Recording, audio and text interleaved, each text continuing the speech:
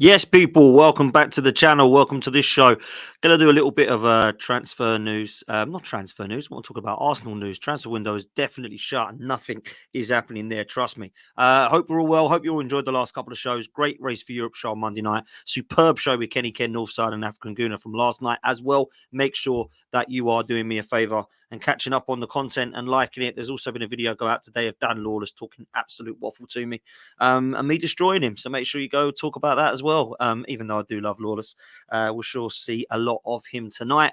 Make sure that you stay tuned this evening at 7 p.m. It's myself, it's Lawless, it's D, it's Don, and it's Deji talking all things. This is London. We're going to be talking about Chelsea and the absolute fallout there with Pochettino. What an important game there is tonight. Rumours that he might be getting sacked if they do not beat Aston Villa in the FA Cup. Obviously, West Ham are totally in the gutter at the moment, not being able to beat Man United, Sheffield United, or Bournemouth in the last 3 games.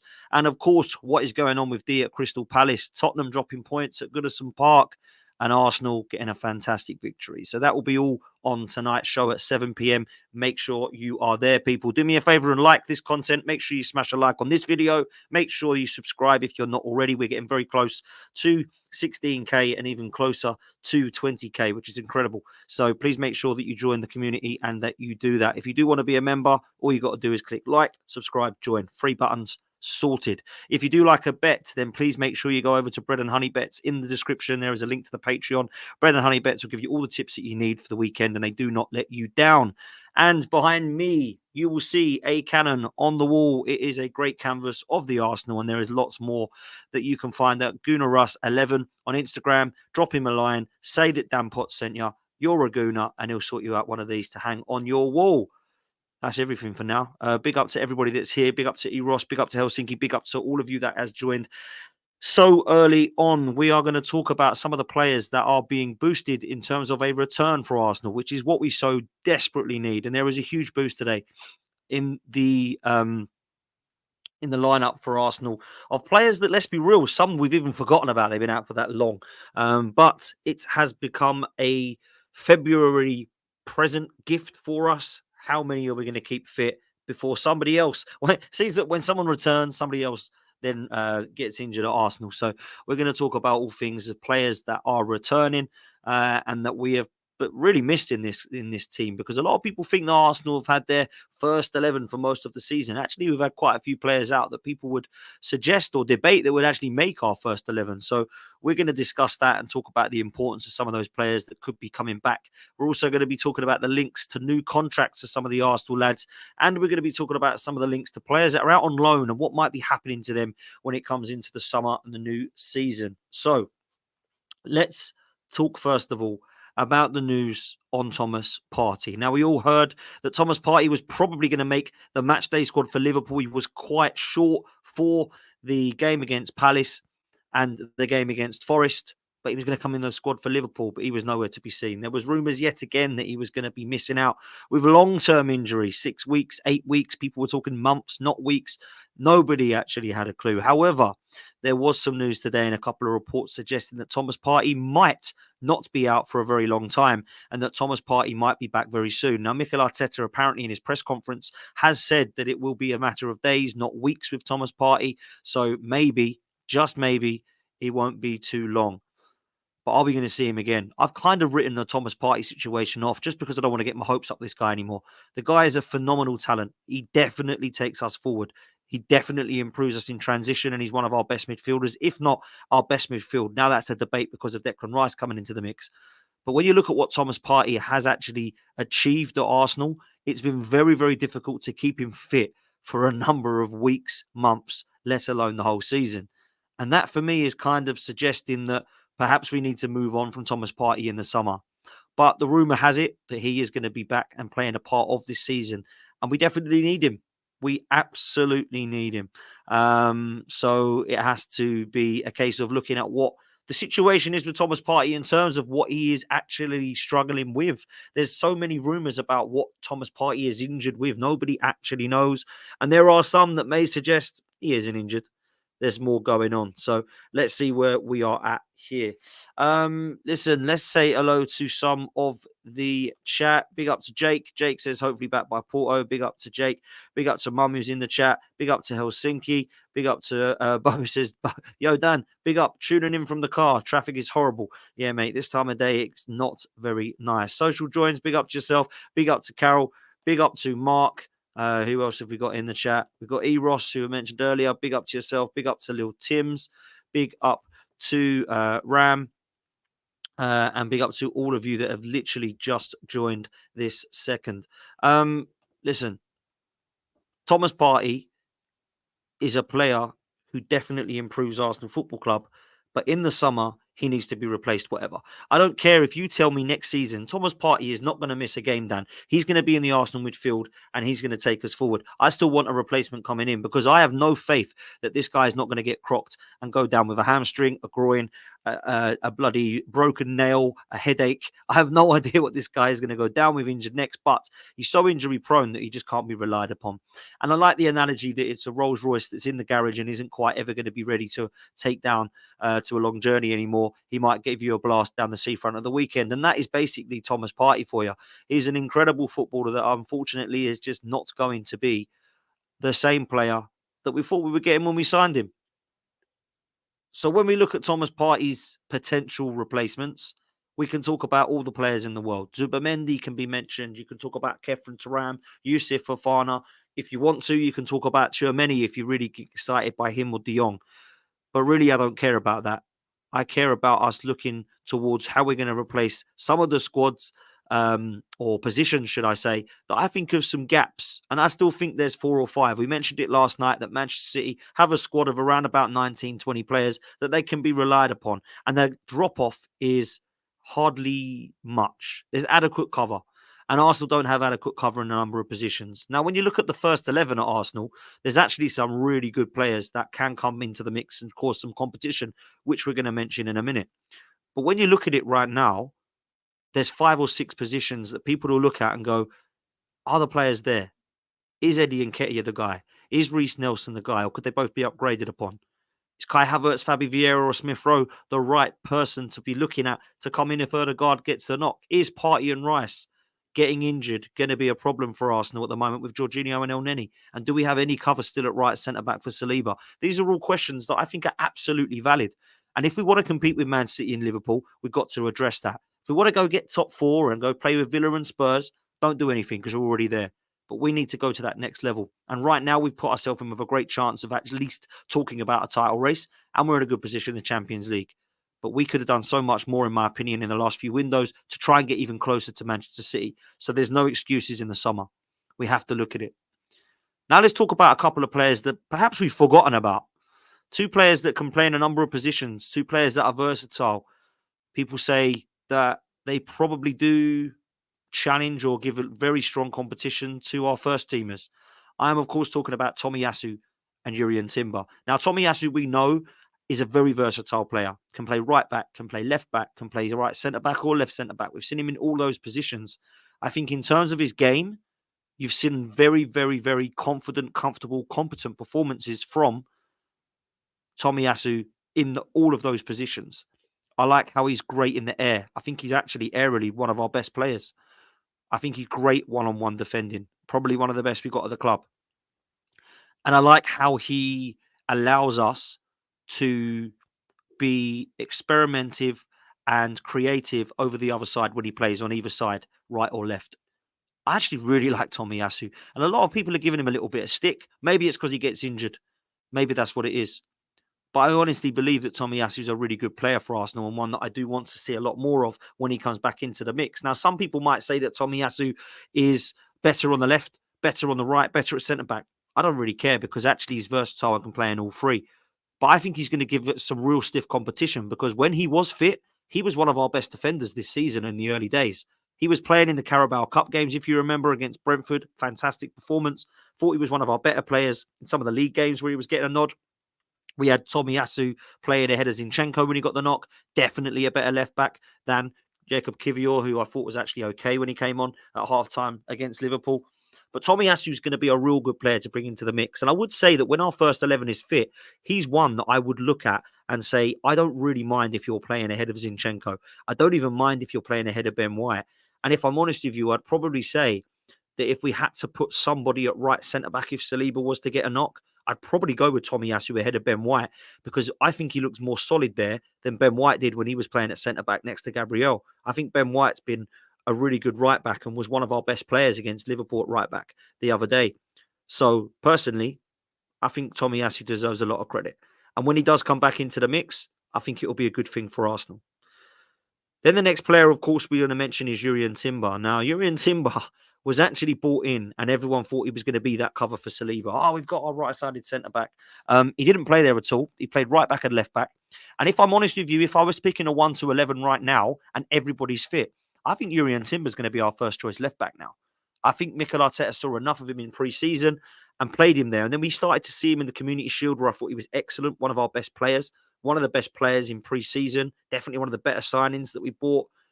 And then he got cropped in the first game against Nottingham Forest. And when we heard he was going to be out for between 7 to 9 months, it just deflated everybody, because he was an exciting talent that was versatile, that could play across that back line and could give us some strength in depth and definitely some adequate cover that if Zinchenko was to get injured, or of course Ben White, I think that he is the guy that could step in alongside Tomiyasu and actually give some competition for places. So we've got 4 fullbacks there now that actually can look to be give each other competition. So big fan of what I was seeing from both Tomiyasu and Timber in the early days, and them coming back to fruition is definitely something that we should see as a positive.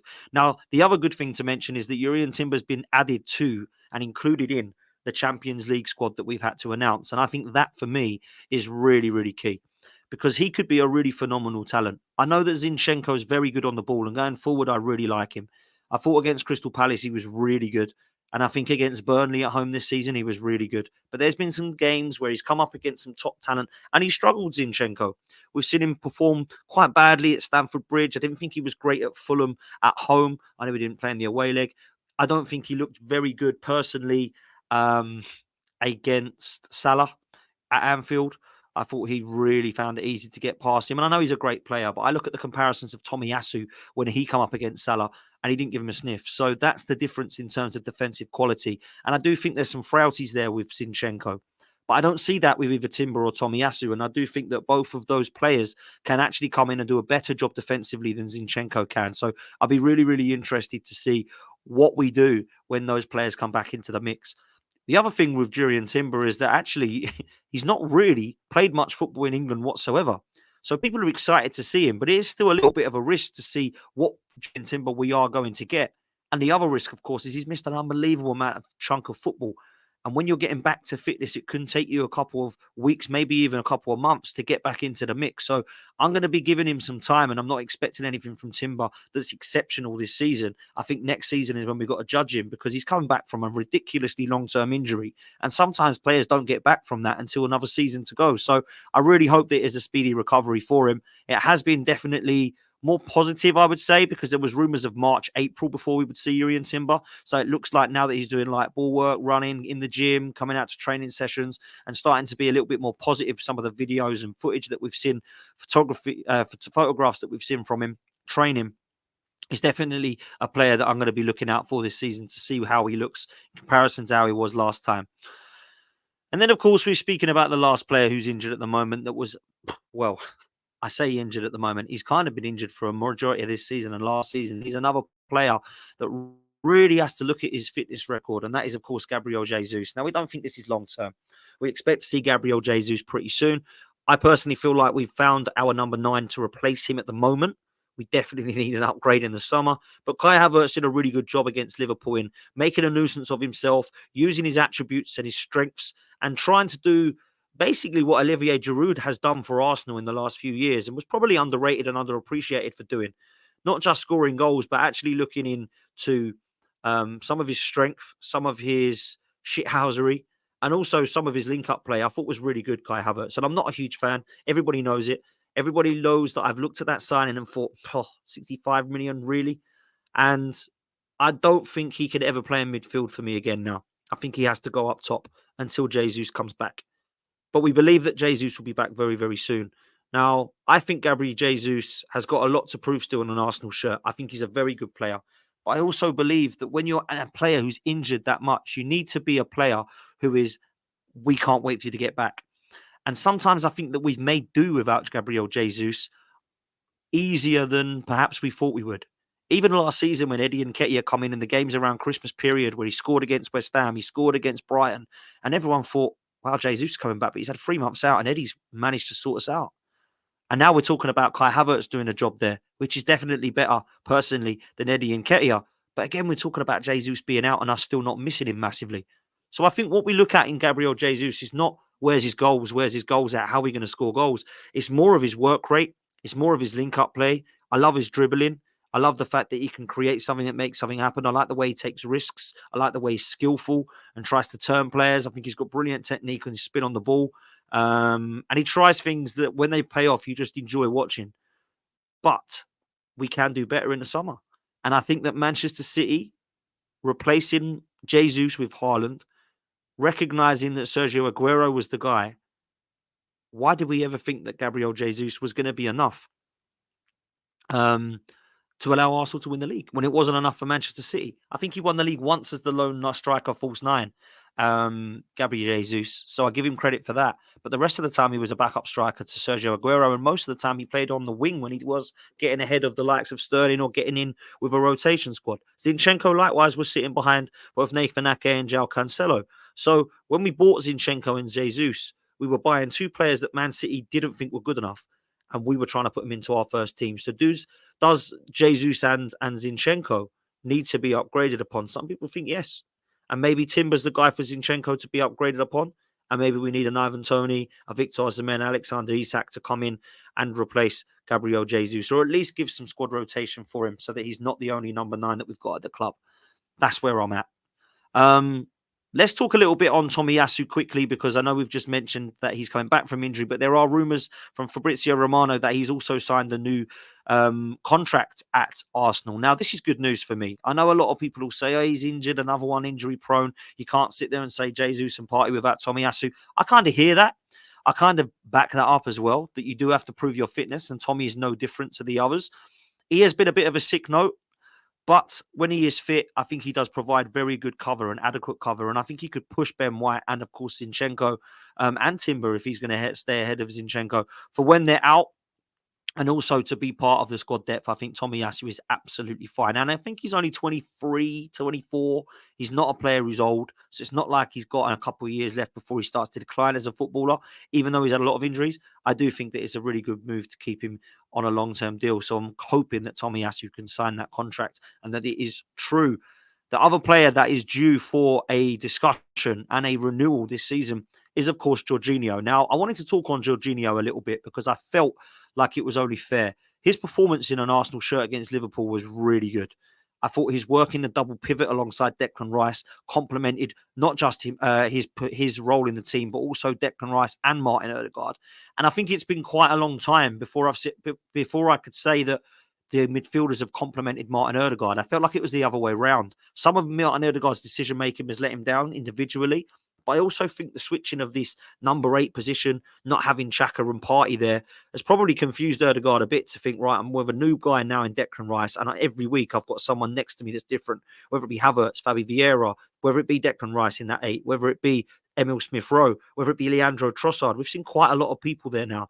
And I feel that was the best trio we've had since Partey, Xhaka and Odegaard last season. And that was a lot to do with how Jorginho was playing, but it was also a lot of credit given to Mikel Arteta for actually using a double pivot and allowing Martin Odegaard to leave a little bit more free flowing in that number 10 role. I thought what would happen was Jorginho would sit and hold as the 6 and then Rice would go forward as the 8. I think we started to see that a little bit, but actually for the majority of the game, it was a double pivot with Jorginho and Rice, and it complemented each other fantastically well. It was a flip of a coin, really, for who got man of the match out of those two. I thought Declan Rice was everywhere, but Jorginho just tipped it for me. I was really impressed. I'd love to see a reel of his highlights in that game because I thought he was really good, man. And at the age of 32, he's an experienced head. He's kind of done everything in football and won everything in football. He was obviously a Ballon d'Or candidate, so everyone always likes to mention that. I'm not too fussed about what he used to have done.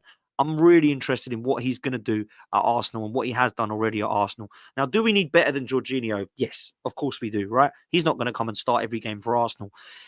Would it be horrendous to extend him for another year. And there's rumours that that might be happening.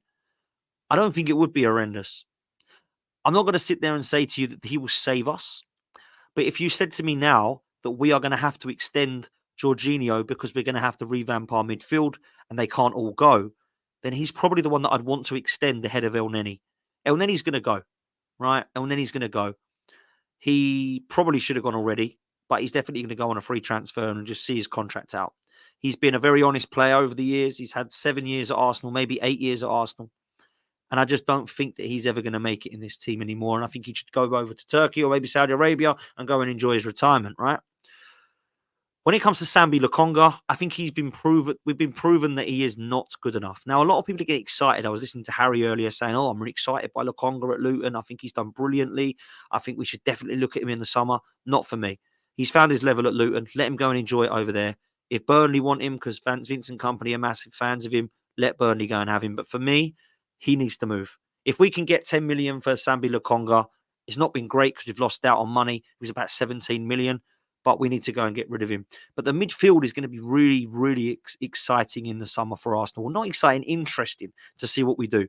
Thomas Partey up in the air. Elneny, future up in the air. Jorginho, future up in the air. Then leaves Declan Rice. Lokonga and Patino up in the air. It really does leave Declan Rice as the only guaranteed player for Arsenal next season in midfield. Now, some might see that as worrying. Yeah, I think it might be. But we're having to revamp our midfield again 4 years into the process. That could be a worry. But actually, if it works, it could be exciting. Now, there's a lot of rumours about Zubimendi being agreed to come to Arsenal on a £50 million release clause. He's happy to come. He wants to come and work with Mikel Arteta. That's probably going to be our number 6, and Rice might be our number 8 unless we play a double pivot. Jorginho might be extended, and that will allow for both Partey and Elneny to go, who I think really are looking at their futures, thinking massive question marks. Sambi Lokonga, I've mentioned, I think can go. That probably means you need one more box-to-box. So Zubimendi and Jorginho are going to be the 6s, and Declan Rice is there as a box-to-box. It means you probably need a Yusuf Fofana or Kefren Turam type player that's going to come in there now and compete with when Rice is out. Ødegaard, good enough. And then, of course, you have your smith-rowe, Vieira or Havertz chat about who you think is going to be there to back him up.